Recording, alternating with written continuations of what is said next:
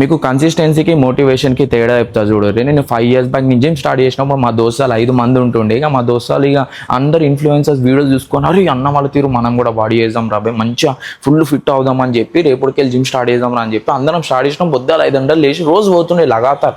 1 week పోయినాం, 2 weeks పోయినాం, 3 weeks పోయినాం. ఇక 1 month తర్వాత మా దోస్తాలు ఒక్కొక్కటి వికెట్ డౌన్. ఇక అరే నాకు అది వస్తుంది ఇది వస్తుంది, ఫుడ్ లేదు, కాలేజ్ ఉంది, స్కూల్ ఉంది అని చెప్పి ఒక్కొక్కటి వికెట్ డౌన్ అయిపోయింది. ఇక నాకు 2 months తర్వాత అందరూ బంద్ చేసేసి 2 monthsకే ఇక మోటివేషన్ ఎప్పటికైనా ఒక ఎక్స్పైరీ డేట్ ఉంటుంది. అది 1 month అవ్వచ్చు, 1 year అవ్వచ్చు, మోటివేషన్ పక్క ఒక ఎక్స్పైరీ డేట్ ఉంటుంది. మా దోస్తాలు ఎక్స్పైరీ డేట్ 2 months. ఇక దాని తర్వాత మా దోస్తాలతో అలవాటు అయిపోయి నేను కూడా జిమ్ వెళ్ళలేకపోయినా. బట్ నేను అరే ఒక 2 days అని పోదాం, 1 week కాకపోతే 2 days అయినా పోదాం జిమ్కి అలవాటు అయ్యేలోగా అని చెప్పి 2 days స్టార్ట్ చేసిన. ఇక అది 3 days అయింది, 4 days అయింది. ఒక టైంలో అయితే వీక్ వెళ్ళడం స్టార్ట్ చేసిన. నేను అడాప్ట్ చేసుకున్నా. ఇక నాకు నచ్చింది డైలీ రొటీన్లో నాకు జిమ్ అనేది. సో నేను అట్లా కన్సిస్టెన్సీలో మెయింటైన్ చేసేసరికి నాకు నచ్చింది. అండ్ మధ్యలో నాకు బ్రేక్ వచ్చిన ఆ కన్సిస్టెన్సీ నాకు అలవాటు అయింది కాబట్టి నేను మళ్ళీ నా రీగెయిన్ అనే చేయగలిగిన. So moral of the story ఏంటంటే కన్సిస్టెన్సీ కీ రోల్ ప్లే చేస్తుంది, మోటివేషన్ కాదు.